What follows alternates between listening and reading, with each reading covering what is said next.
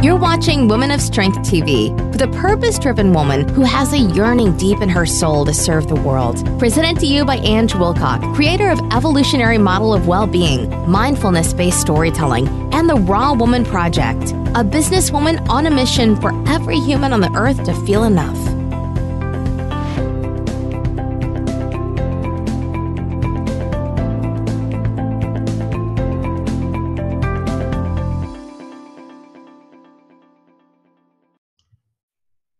Hi and welcome to another episode of Women of Strength, and today I've got another amazing woman to interview.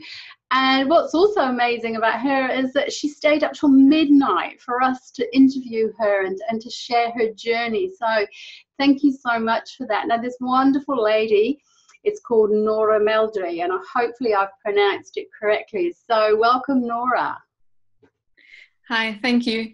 I really appreciate this opportunity to talk to you tonight or today for you. Yeah, and thank you so much. Now, I'm just going to tell you a little bit about Nora. So Nora is a holistic wellbeing practitioner, and in her work, she combines aspects of nutrition, movement, and mindset, supporting people through lifestyle changes for a happier and healthier life. Nora believes that she is a curious learner, a passionate traveler, and explorer, living up to the rhyme Nora the Explorer. So, wow, welcome again, Nora. Now, it's all about being a woman of strength. This is what these interviews and that are about. So could you tell us a little bit about your journey and how you stepped into that place of being a woman of strength? I guess my strength, if you can call me strong, is the interest and curiosity of exploration. Yeah. Like, I like to experience life. I guess that's where my strength comes. And through the process of exploration, I try not to judge situations or myself so much. So I don't fall into the kind of a judgment, was it a good thing or a bad thing? I try to stay fairly objective, if that's ever possible. My favorite quote is Shakespeare, who once said that nothing is good or bad, just our mind conditions it this way. Yeah, that's so true, because the mind creates so many dilemmas for us, doesn't it? So, and that's wonderful to hear. So how did you get to that place? Because like, we're born that way, aren't we? You know, we're born, we don't judge, we have all our needs met. But as we're growing up, life sort of conditions us, and we do start to judge things and see things as good and bad and black and white. So when did you start to realize, well, this is happening for me, but I don't actually want to be in this space? It's very interesting. When I see back, I think it was right from the childhood, because I was kind of a child that got quite abusive environment, in a way that I got bullied quite a lot. So because of my appearance, so then by then I discovered that really I can kind of stay away out of it. Like, I can create a barrier so nothing really touches me. So I should forgive these people. Yeah. Because they don't mean it really. Yeah. So I didn't, obviously, by the time I was a kid, I didn't really made it this as a statement, but I felt it within that I shouldn't be hard on myself for that, and I shouldn't be hard on them.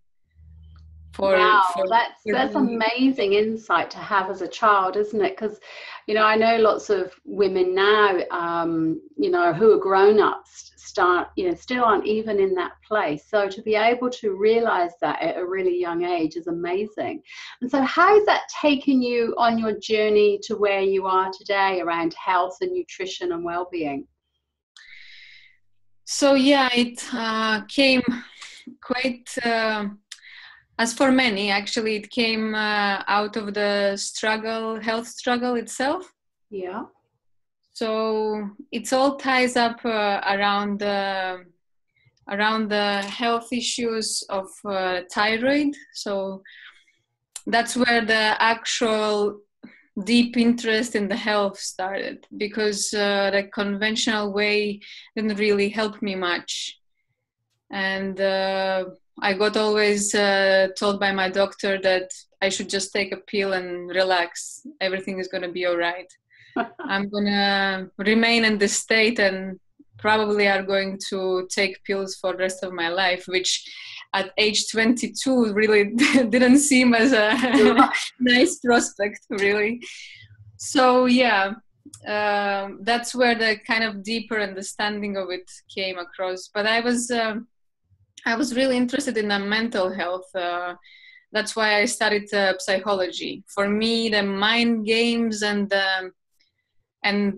what our mind is capable of was really interesting right from the beginning, because from the experience of my life, from the family situation, that at the age of 16, my mother told me that the father I have lived with is not really my real father. So I felt a little bit as in a Mexican soap opera.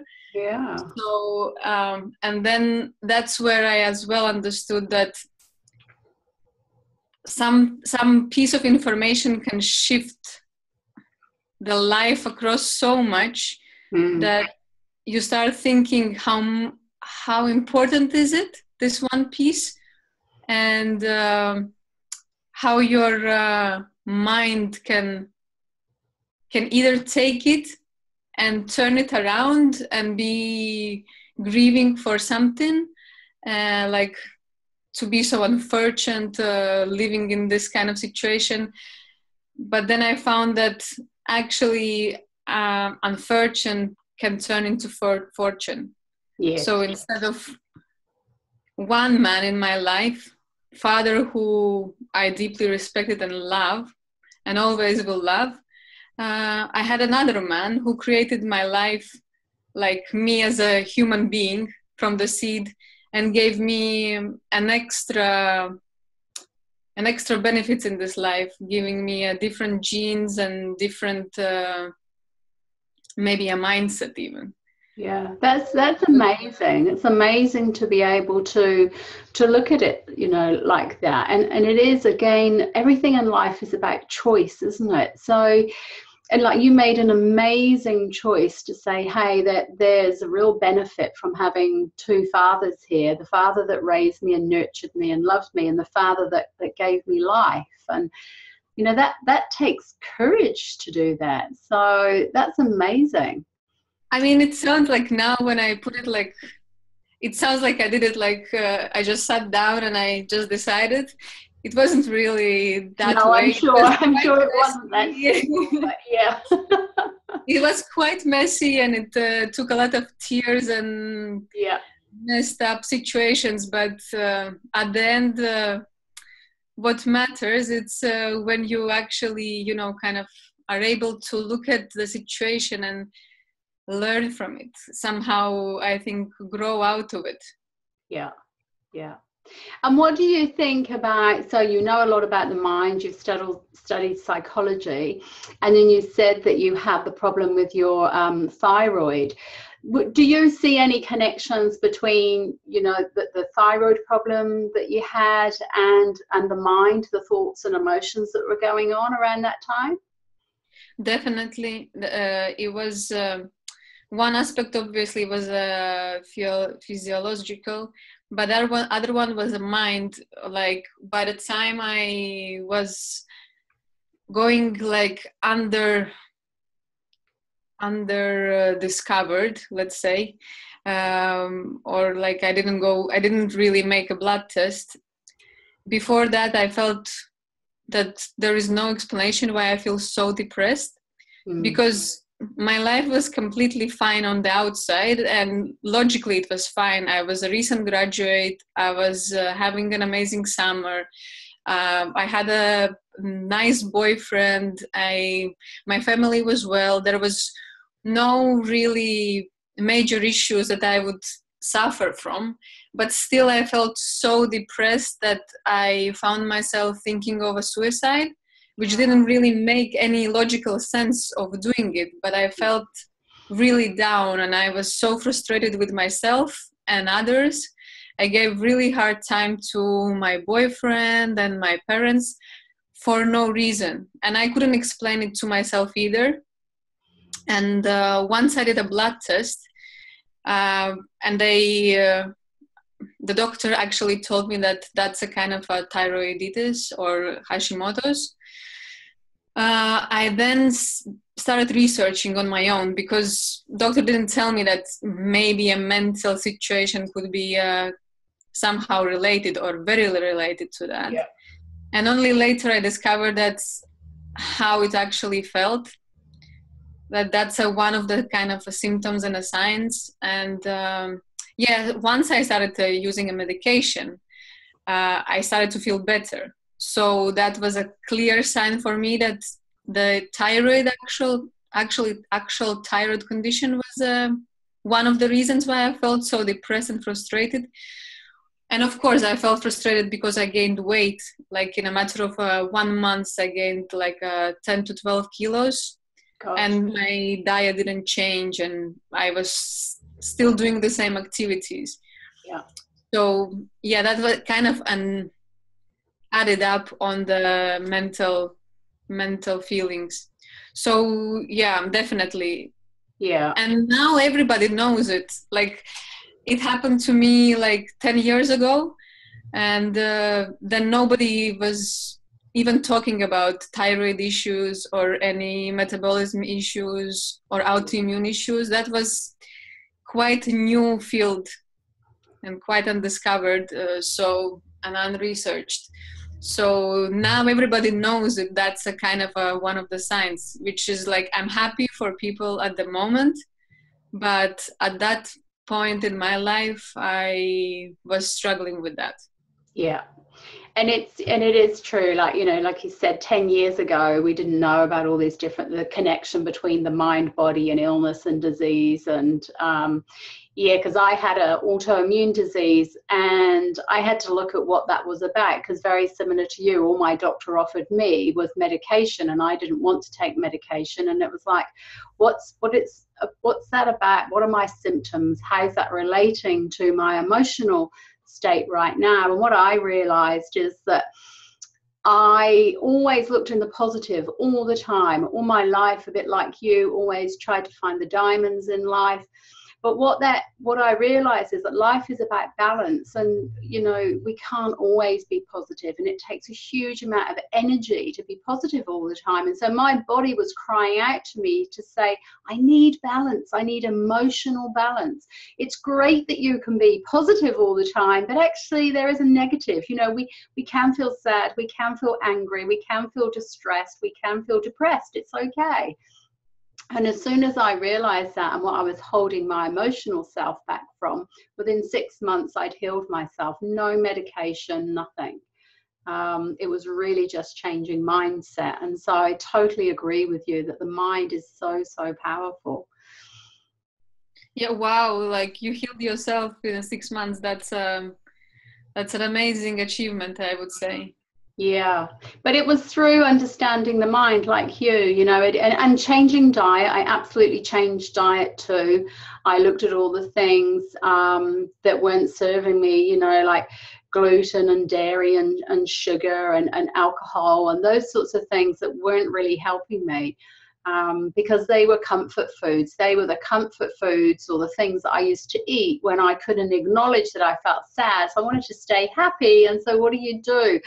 When you're sad, okay, fill yourself up with comfort things so that you continue to feel good. Exactly.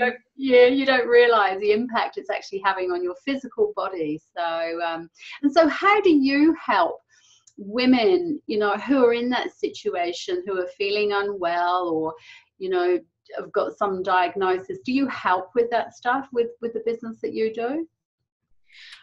Yeah, I believe, or I hope that it happens that I help people. I mean, I work like in an integrative way because that's my background. I studied psychology and then I went to study dance and somatic-based practices. Yeah. And I did a yoga teacher training, so I was teaching yoga for some time. And that's where it all kind of ties together. And then I usually work very personalized. So my first approach is to hear a story. So I usually kind of have the same discussion as we are having now. Like I love to hear the story. Yeah. And out of the story, there comes so many points that tells me what are the triggers and which points are maybe the weaknesses or something that would need to be tweaked or worked on. So it's usually individual who tells me, actually, this is my story, and out of the story comes so many things. And usually what happens, people don't usually say that loud, their whole story. And when they start talking, they start to realize, and they have insights while they are talking or telling me the story. So they're like, but that connects, like my situation connected to this situation. And some people, then they discover so much just by telling me the story. And what I discovered as well, we don't really listen to ourselves so much. Like we keep saying to ourselves, yeah, it's like that and it's like this. Or my situation is very bad. And then at the same time we say, yeah, but I eat a cake when I feel like that, I feel sad. And then on top I eat a pasta and then I cannot stop. And then person itself says that I have an issue of that, but we don't really hear it. We don't connect it in the brain. Yeah. So it's just a small trigger that really needs to say, okay, do you think that could be an issue? And as simple as that, the person actually is ready to, oh, maybe. So that's like a point. And then obviously I tailor all the specifics like the diet and the movement and the mind practices specifically for each individual. So, and because there is a one part that, let's say there is a complex like how it should be or what person should practice, let's say.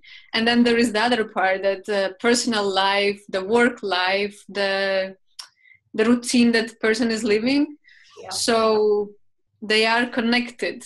So in order for it to work, it's very personalized, very tailored. So I cannot tell somebody that works like 12 hours to work suddenly 6 hours. Yeah. So that's like impossible. Yeah. So it's a small steps at a time. So what I usually say is small change, big difference, really. Yeah, and that's so true, because if we do small steps and integrate small steps, we're setting ourselves up for success, aren't we? Whereas if we take big steps, sometimes it just feels so big and we fall back into old habits. So small steps create new habits. So yeah, that's great. And so how can the wonderful women that will be listening to this today, how can they get hold of you if they want to make contact? So I have my webpage, which is norameldre.com, which is my name and surname. Yeah. And in the same way, they can find me on Facebook by my name and surname. And in the same way, they can find me on Instagram, which is norameldre.lv, which is not really com, but LV at the end. So yeah, and I try to post daily on Instagram, and I use it more like it's inspirational. But if anybody wants to approach me, they're more than welcome to do it either through my website, through Facebook, or through Instagram. Brilliant. And we'll put all the details below this anyway, so people can and have a look at that. And so before we go, Nora, what would be one piece of advice that you would give women who are feeling a little bit unwell or out of balance in their life currently? What would be that little gem that you would leave them with? I would say that it's about a time you befriend yourself, you become the best friend of yourself. Yeah. Because if we think that me and you, we are with each other, like we ourselves are with each other 24/7. Yeah. We are the only ones who can help ourselves, and we already have everything we need. In any circumstances we are now, it's within our power to move forward and to be the best we can be and live the life that we are meant to live. Yeah, absolutely. And so if we need to practice to be our own best friend, I know that some women will go, well, I know that, but I don't know how to do it. So what would be one small thing that you would say in terms of that mindset stuff around how you can become your own best friend? I would say, like, it's quite, in a simple words, I would say that try to allow yourself to be yourself with yourself. Yeah. Like, stop telling yourself lies that you feel good or you should smile and you should be this way or that way. For at least for 5 minutes a day, find a time that you're honest to yourself and you allow to be yourself with yourself. Yeah. That's great advice, because as women, we're really good at pretending everything is okay and that we've got everything under control. And if we can just, like you said, take 5 minutes a day to be our real self and say, actually, I'm not feeling great. I'm not feeling wonderful. I'm feeling sad, or I'm feeling angry or frustrated. At least we can acknowledge that. And yeah, because that's the advice that we would give our own best friends, isn't it? You know, if a friend came to us and said, I'm feeling sad or feeling, angry or upset, we would say to them, that's okay. Here I am, cry on my shoulder if you need to. So yeah, we're not good at doing that or for ourselves, are we really? So no. That's the issue. That's the issue of ours, I think. We just like to tell that everything is so perfect, or I can be this one strong one, but you don't have to be really strong one all the time. You can allow yourself, if nobody allows you to be this weak person, allow yourself 5 minutes. If you need to soak in tears for 5-10 minutes, do it. Yeah. And there's absolute strength in doing that. People do see that as a weakness, crying or giving in to emotions, but it's an absolute strength to be able to do that, because our mind and body needs it. It needs us to acknowledge that there is balance in life, and if we continue to pretend to be something that we're not, as you and I know, the body catches up and you become unwell. So yeah, great advice. Yeah, absolutely great advice. Be your own best friend. Well, thank you, Nora, so much. It's been a pleasure talking to you. And again, all the wonderful ladies out there that are listening to this, if you want to get in contact with Nora, the details are below, but it's norameldre.com is a website, and the same for Facebook page. And so once again, thank you, Nora. Thank you very much. I really appreciate this talk that we had, and it was lovely to talk with like-minded women. Thank you.